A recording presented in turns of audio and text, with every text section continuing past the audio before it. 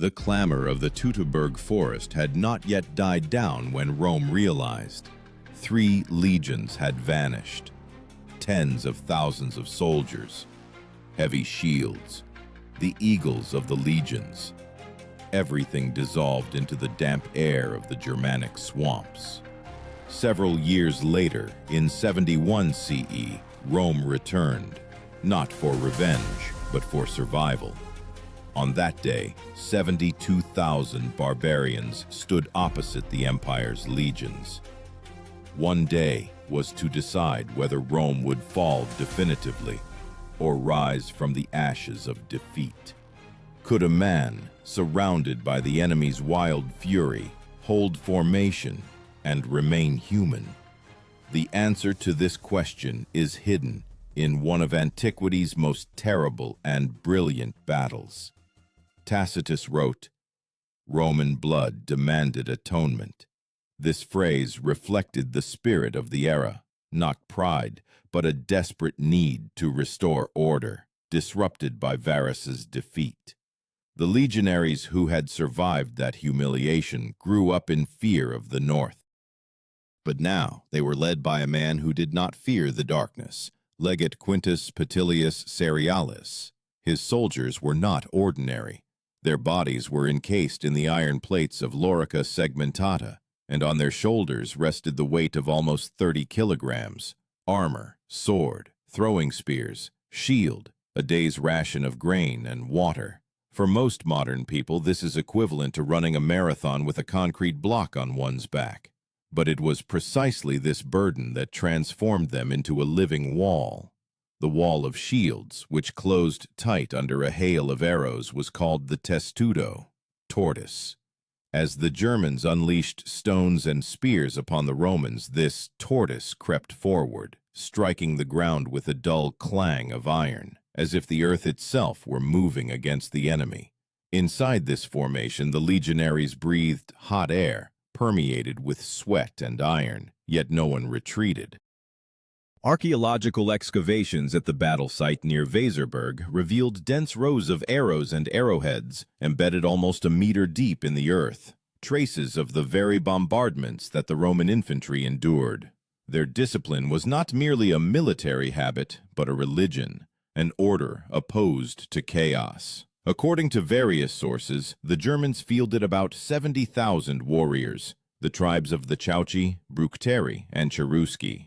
They had no unified uniform, only fury and the voices of their chiefs. Chroniclers wrote that the Germanic ranks resembled a storm, vast yet uncontrollable. Their weapons were crude yet deadly. Long framei, spears, heavy clubs, sometimes even the bones of fallen enemies tied to handles as talismans. But beneath this fury lay weariness. Few knew that the Germanic chiefs distrusted one another. Each desired glory, none subordination. Against them stood a machine, iron, precise, cruel, yet unified. In this lay the strength of the empire. When the first trumpet signal pierced the morning fog, it seemed as if the earth itself trembled. The legionaries raised their shields and stepped forward, as if a single body. This rhythm, heavy, relentless, was Rome. The empire was built not on bravery, but on order, and this order was to swallow the chaos of the Germans, as a steady step swallows the noise of a crowd. But before the bloody day began, Rome had to prepare. Every step, every piece of bread, every breath in formation, everything was calculated. For against chaos, only he who has calculated death in advance survives. Preparation for the great clash began long before the first clash of swords.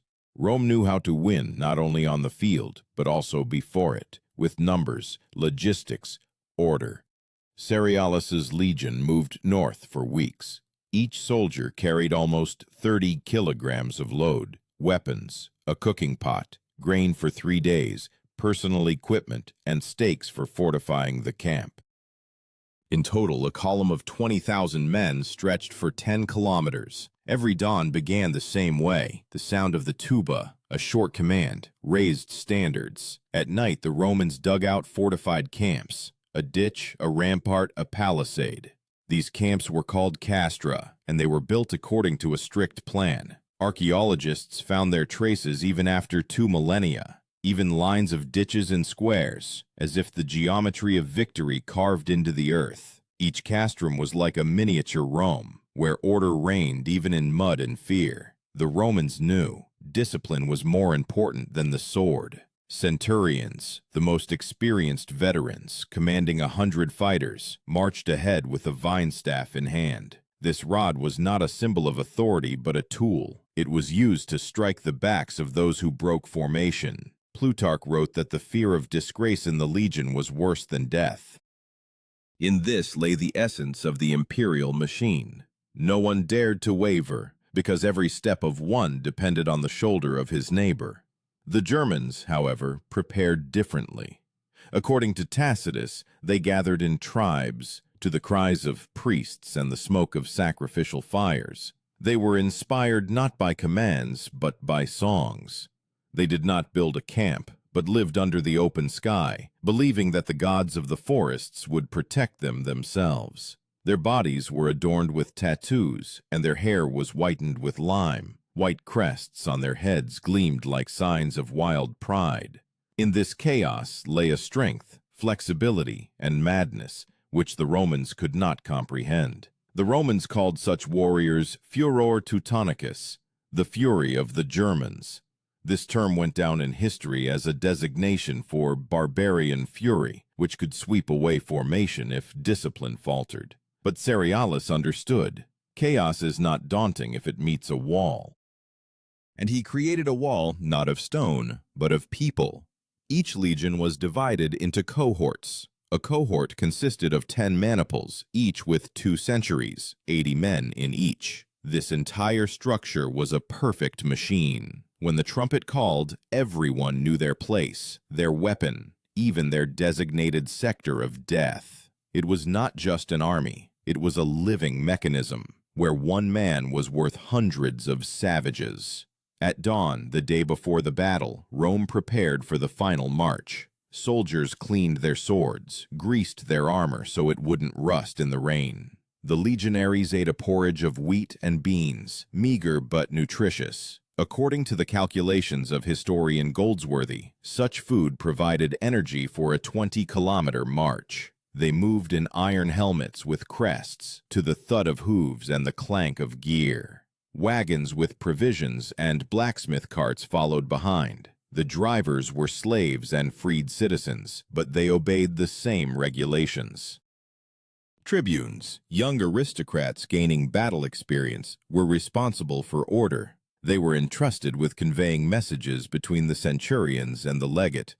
The march was no less a trial than the battle itself. Wet roads, a raw wind from the Germanic swamps, cold penetrating beneath their armor. Tacitus wrote that the Romans marched as if through the breath of death. But this breath made them stronger. They carried with them not only swords, but also Rome, its order, laws, traditions, the certainty that the barbarian world could be tamed.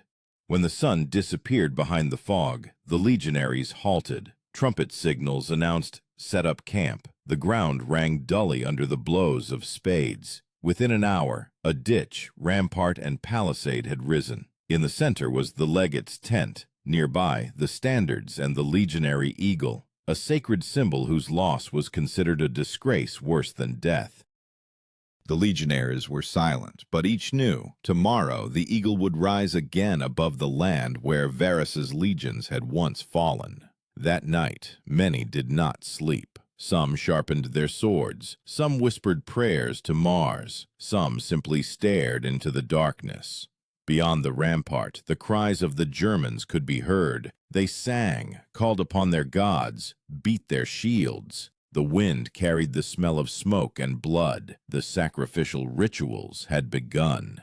Morning brought silence. Fog lay spread over the field, and in this white shroud, everyone felt the approach of something immense. The drums fell silent. The trumpets were quiet. Only the heart of each legionary beat steadily, like hammer blows on an anvil. They knew that this day would determine whether Rome would remain the master of the world or turn into another name on the list of fallen empires. When the first arrow pierced the fog, everything that had been prepared for weeks was to materialize in an instant. Order against chaos, discipline against madness. And it was not for the gods, but for people to decide the outcome of this clash. When dawn broke, the world seemed to freeze. A cold gloom spread across the plain. The smell of damp earth mingled with metal. And in this silence, only the muffled breathing of thousands of people under armor could be heard. In the distance, the lights of Germanic campfires flickered, uneven, like the eyes of predators in the fog. Legate Cerealis stood next to the standard, looking east. His task was not just to win, but to erase the fear that had settled in the souls of the Romans after Varus's catastrophe. When the trumpets gave the signal, the legions moved forward. The order was impeccable. In front, heavy infantry. Behind it, archers and cavalry. Every step measured, shields tilted, spears angled. This was the movement not of an army, but of a force of nature shaped into human form. The ground trembled, birds flew up, and even the wind, it seemed, kept pace with the iron formation. The first clash occurred by the bank of a small river. The Germans, hidden in the fog, struck the flank, hoping to repeat the success of Teutoburg, to strike suddenly and crush order. Their cries, "Vodan, Donar," cut through the air. But the Romans did not waver. The centurion raised a sign, a short wooden staff, a symbol of command, and the formation closed ranks. The shifting of ranks under this signal was called contiguatio, a maneuver where warriors shortened the distance between their shields, turning the front rank into an impenetrable wall. Under a hail of phramei and spears, this wall moved forward, slowly, but relentlessly. The Germans threw everything they could, spears, stones, even burning brands. They roared like beasts, but Roman steel responded with silence. Tacitus wrote that the sound of Roman combat was the sound of a forge. The blows of swords against shields merged into a rhythm, like hammers on metal. The warriors knew rhythm was life. Loss of rhythm meant death. With each step, they felt the hot breath of their neighbor, the hum of blows, the creak of straps. In these sounds, fear and doubt dissolved. In the center of the battle, the Germans put forward their best warriors, chosen from the Chatti tribe. These men fought without armor, their bodies smeared with fat so that swords would slide off their skin. Priests led them forward, shouting curses and oaths. One of the ancient terms by which the Romans referred to such groups was clipeati, shielded ones. This term entered history as a designation for barbarian fury, which could sweep away formation if discipline faltered. But Cerealis understood. Chaos is not daunting if it meets a wall, and he created a wall, not of stone, but of people. Each legion was divided into cohorts. A cohort consisted of 10 maniples, each with 2 centuries, 80 men in each. This entire structure was a perfect machine. When the trumpet called, everyone knew their place, their weapon, even their designated sector of death. It was not just an army. It was a living mechanism where one man was worth hundreds of savages. At dawn, the day before the battle, Rome prepared for the final march. Soldiers cleaned their swords, greased their armor so it wouldn't rust in the rain. The legionaries ate a porridge of wheat and beans, meager but nutritious. According to the calculations of historian Goldsworthy, such food provided energy for a 20-kilometer march. They moved in iron helmets with crests, to the thud of hooves and the clank of gear. Wagons with provisions and blacksmith carts followed behind. The drivers were slaves and freed citizens, but they obeyed the same regulations. Tribunes, young aristocrats gaining battle experience, were responsible for order. They were entrusted with conveying messages between the centurions and the legate. The march was no less a trial than the battle itself. Wet roads, a raw wind from the Germanic swamps, cold penetrating beneath their armor. Tacitus wrote that the Romans marched as if through the breath of death, but this breath made them stronger. They carried with them not only swords but also Rome, its order, laws, traditions, the certainty that the barbarian world could be tamed. When the sun disappeared behind the fog, the legionaries halted. Trumpet signals announced, "Set up camp." The ground rang dully under the blows of spades. Within an hour, a ditch, rampart, and palisade had risen. In the center was the legate's tent. Nearby, the standards and the legionary eagle, a sacred symbol whose loss was considered a disgrace worse than death. The legionaries were silent, but each knew tomorrow the eagle would rise again above the land where Varus's legions had once fallen. That night many did not sleep. Some sharpened their swords, some whispered prayers to Mars, some simply stared into the darkness. Beyond the rampart, the cries of the Germans could be heard. They sang, called upon their gods, beat their shields. The wind carried the smell of smoke and blood. The sacrificial rituals had begun. Morning brought silence. Fog lay spread over the field, and in this white shroud everyone felt the approach of something immense. The drums fell silent, the trumpets were quiet. Only the heart of each legionary beat steadily, like hammer blows on an anvil. They knew that this day would determine whether Rome would remain the master of the world or turn into another name on the list of fallen empires. When the first arrow pierced the fog, everything that had been prepared for weeks was to materialize in an instant. Order against chaos, discipline against madness. And it was not for the gods, but for people to decide the outcome of this clash. When dawn broke, the world seemed to freeze. A cold gloom spread across the plain. The smell of damp earth mingled with metal. And in this silence, only the muffled breathing of thousands of people under armor could be heard. This was the moment when everything was decided, not by gods, not by fate, but by those who did not avert their gaze. Cariolus saw that the left flank was trembling. There the Germans pressed with mass, trying to crush the formation. Their onslaught resembled a sea tide, a roar, blows, a retreat, a new blow. Then Cariolus sent forward the reserve, the 5th cohort. These warriors were veterans of Britannia, having gone through Boudicca's rebellion. Scars covered their faces and their armor, the traces of dozens of campaigns. They marched without a shout, with heavy breathing, like shadows.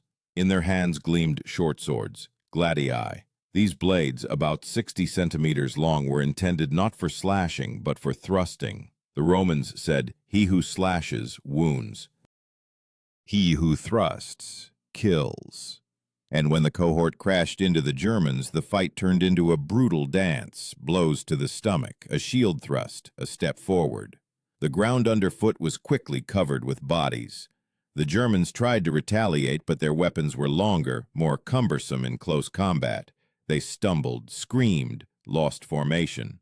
Blow after blow, second after second, the cohort advanced. The Roman formation resembled millstones, cold, relentless, grinding, living mass. Tacitus wrote, "The Romans do not wage war, they work." In the center of the field, the Germanic chiefs arrayed their own reserve, tall, hardened warriors covered by long shields wrapped in animal skins. Among them was an elder named Herod, one of the leaders of the Chauci. Chroniclers mention that he challenged the Romans, raising his sword above his head and shouting, "This is the land where Rome will die." The sound of a horn was his answer. From behind the line of legions, cavalry moved, about 3,000 horsemen. Their spears gleamed in the sun, and a moment later they crashed into the flank of the Germanic reserve. The force of the impact was monstrous. Horses, covered in armor, broke ranks. Spears pierced shields. The Germans staggered, fell, roared.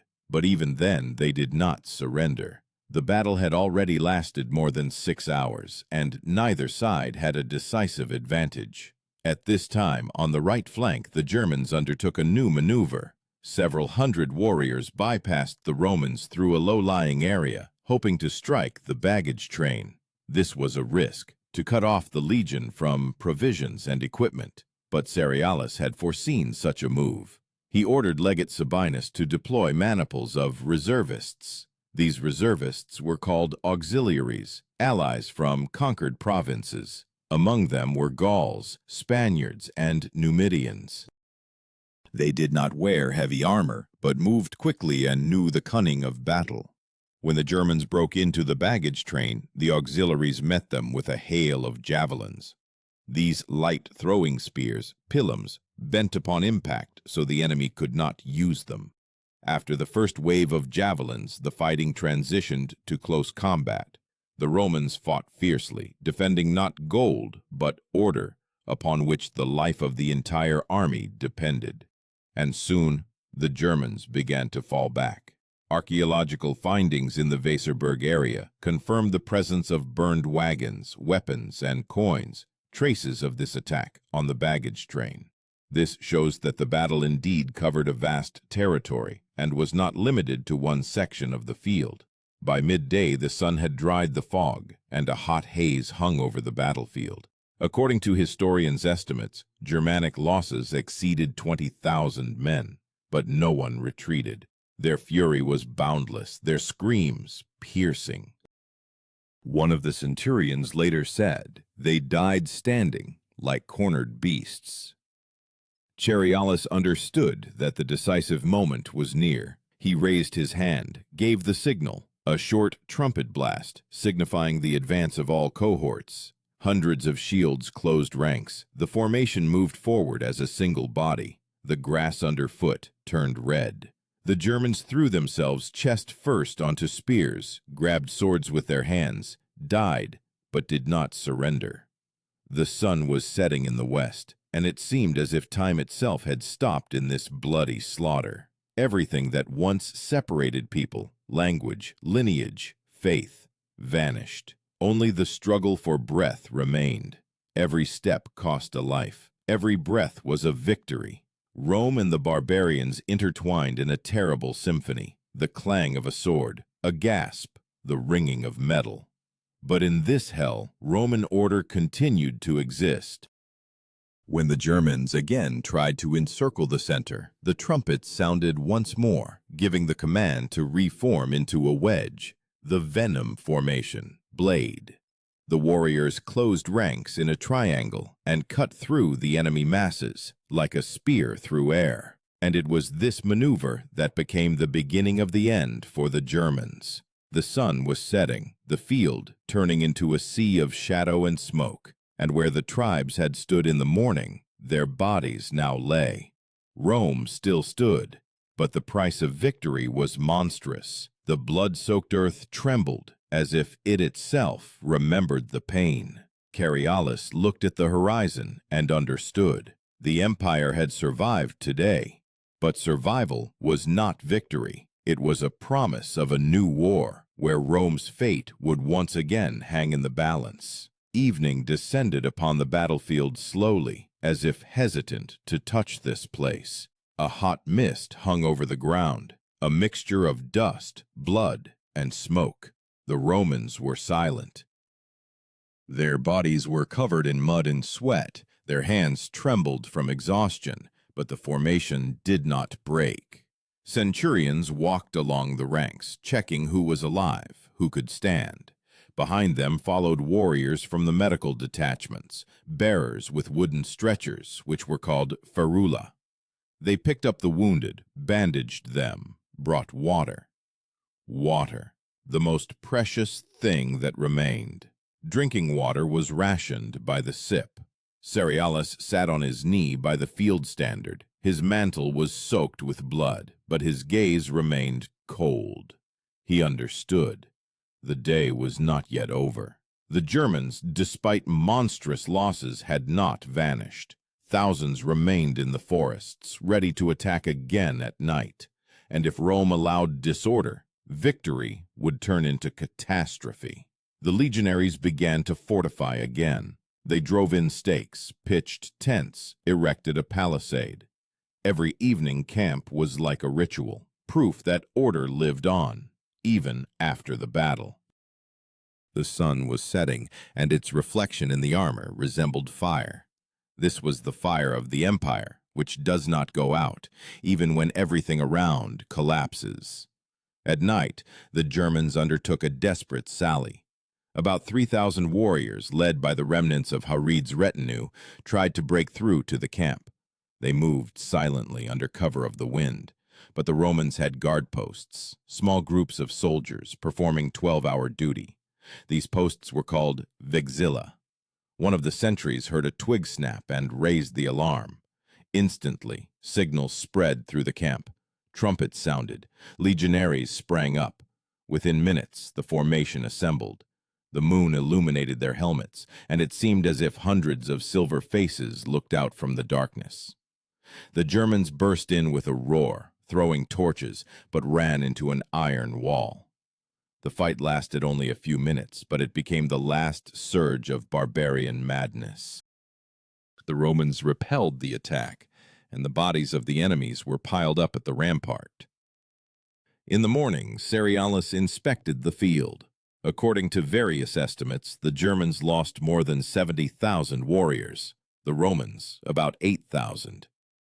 Tacitus wrote, "The field was so thickly strewn with bodies that the river could not flow." This was not a metaphor. Archaeologists found bones of people and horses in layers of silt, which confirms the scale of the slaughter. After the battle, the legionaries buried their fallen for 3 days. The Romans buried their own. Enemies were left for birds and beasts. For the Germans, this was a disgrace, a deprivation of peace after death. But for the Romans, a lesson, a reminder to all who would challenge the empire. Over the mass grave, the legionaries erected a wooden cross on which they hung a laurel wreath. This was not a gesture of revenge, but a sign of purification. Rome was restoring balance to the world.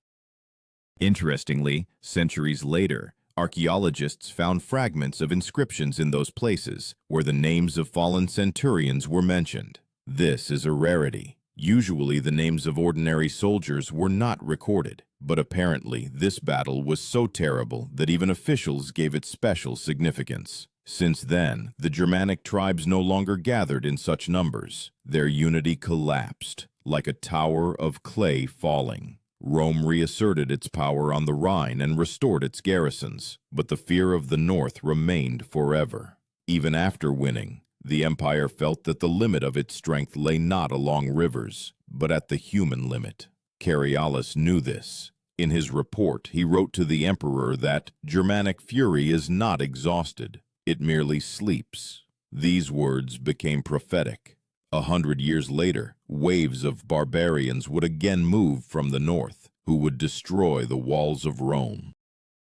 But then, on that day, it seemed that everything was under control, that order had conquered chaos, that the empire was eternal. When the sun finally disappeared, the legionaries gathered around the campfires. They ate dry bread, washing it down with water, and remained silent. Someone looked at the sky, where stars were already twinkling. One of the veterans quietly said, "We won, but why do I feel as if I died?"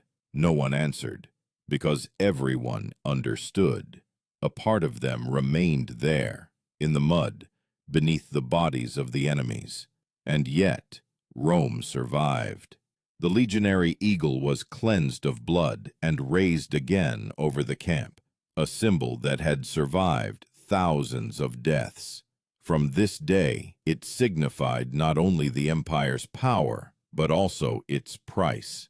Every nail in those shields, every drop of sweat beneath the armor, every cry of pain became the foundation of what was called the word Rome. And although the battle ended, the silence brought no peace. Because victory that day meant only one thing: Humanity once again proved that it is capable of destroying itself for the sake of order. And somewhere deep in the forest, the wind stirred the grass, like the breath of those who did not return. A few days after the battle, Charialus's camp transformed into a city of wood and blood. Blacksmiths repaired weapons, medics bandaged the wounded, scribes compiled lists of the dead. Every evening, as the sun dipped behind the hills, smoke rose above the camp. The Romans burned the remains of the Germans. This was an act not of revenge, but of sanitary necessity, but in the eyes of the northern tribes, sacrilege. They believed that the souls of the burned would not find their way to Valhalla. Thus, Roman discipline inadvertently spawned new hatred. Charialus stood by the campfire, holding a scroll in his hand. In it, a message to Rome. In brief lines, victory achieved, barbarians dispersed. Losses are great, but order is restored. He understood that these words would enter the annals, where only a cold formulation would remain, not conveying the smell of burning, the weight of corpses, the gazes of the dying. History always smooths over pain. At night, Charialus could not sleep for a long time. In his memory surfaced the faces of young soldiers, those who laughed in the morning and lay eyeless in the evening. He knew the empire would remember only numbers, but for him each of them was a universe, collapsed into the mud. At dawn the trumpets announced the assembly. The legionaries lined up and the eagle's standard rose again. To the sound of drums, the army moved south, leaving behind it a smoking field where grass would no longer grow. In the wind flapped fragments of Germanic banners, the last witnesses of the fury which Rome had managed to subdue but not destroy. Thus ended this campaign, not with glory, but with silence, in which the steps of the departing echoed.